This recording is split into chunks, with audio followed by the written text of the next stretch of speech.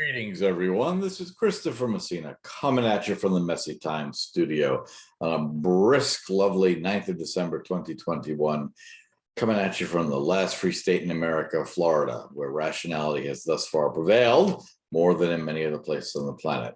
Wanted to make a quick point today. The U.S. Surgeon General issued a report about the alarming increase in mental health problems for the youth of the country. And talking very seriously about this being a very serious problem. And I'm glad they are talking about in it that this is a moral failing of society. I take serious issue, however, with the way the document is phrased. It talks about, children today are facing more challenges than before. And it's in the passive voice, which would seem to indicate that this just kind of happened. Right, that there was a typhoon or there was some other natural event or act of God that came through and caused today's children to be having an increased set of difficulties or greater in magnitude than others that have come before them. And the issue I take with that is this is man-made. The governmental hyper overreaction in some states and a lot of countries to the Wuhan pandemic has just been completely out of control and ridiculous and pointless. The damage being done to children is atrocious. This is not something that just happened. This is because of what you, Democrats, you blue state governments have done, right? I don't really, I judged very harshly actually people in February and March of 2020 who called for government shut down the economy and kids leaving school and all the rest of it. Even the statistics coming out of Northern Italy at the time showed that this virus massively impacts people who are very, very old and already sick, and had very little to do, very little damage wrought to the children of the population. That has been proven to be absolutely true going forward. I mean, Sweden's a great example. Florida has been a phenomenal example. There's been absolutely no serious illness and very few deaths, if any, among healthy children in this state. So what I find really appalling is the dodging of moral responsibility. And I place this squarely at the feet of the most selfish generation this nation's ever produced. Some very intelligent and patriotic and rational boomers have corrected me. And so I have to make sure that I'm talking about the right generation. So when people talk about the baby boomers, that is an age cohort. I'm talking about the draft dodger generation. I'm talking about the Marxist idiots that dodged their responsibility in Vietnam and did things like raise communist children who are now attorney generals in San Francisco, letting people free on bail or no bail for whatsoever. I'm talking about the massive leftward lurch of the boomers that would be easily categorized as the draft dodger generation. They all did this to the children. They were terrified of potentially dying sooner than they'd like, as potentially we all are. And their cure for this was to ruin children's lives. This is the same group that in 1969, partying at Woodstock when the Hong Kong flu came through, none of them decided they weren't going to listen to Jimi Hendrix or The Who or Country Joe and the Fish and go home, because even if they themselves weren't going to get sick, maybe they were going to go have dinner with grandma at the end of this drug-fueled, muddy debacle, and then grandma might get sick and die.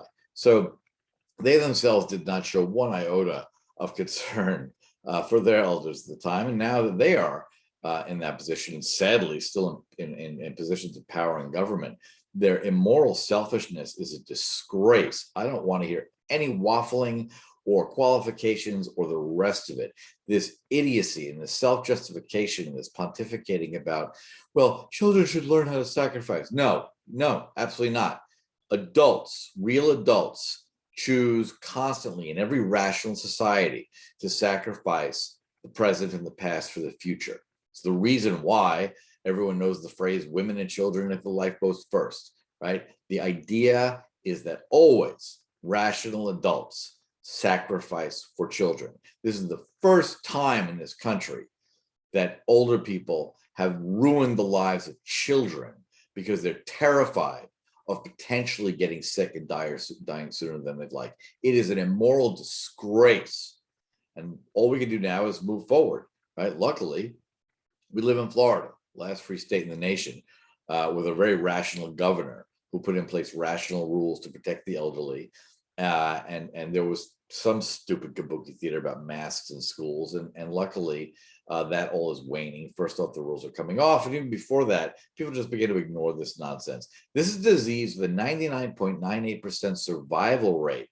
For children, it is statistically more dangerous to get in a car and drive with your parents on the highways of America than it is to contract the Wuhan virus.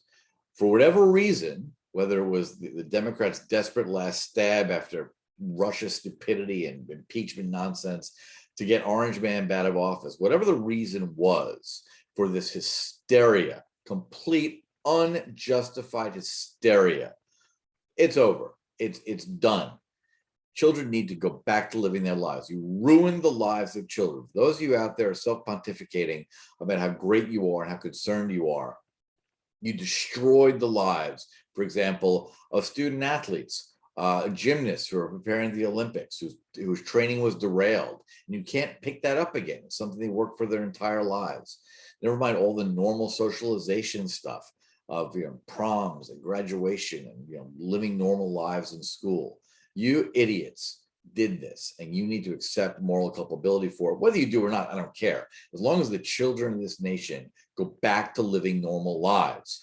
That is the big answer. This massive Surgeon General's report is delightful in that it acknowledges the problem. It completely, like every other product of a Democrat-led government, dodges responsibility for where the problem emits. Hint, government.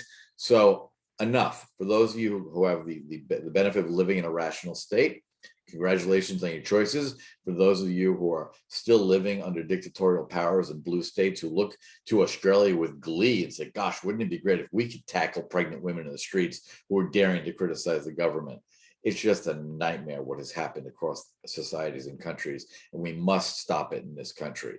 So if you're having issues in your schools, and you're having teachers unions who are donating heavily to the Democrat Party or controlling education and demanding insane concessions to keep doing no work while kids' lives are ruined while they sit at home or while they're sitting behind plexiglass and are not allowed to eat lunch together, all that's got to end right now. It is a travesty.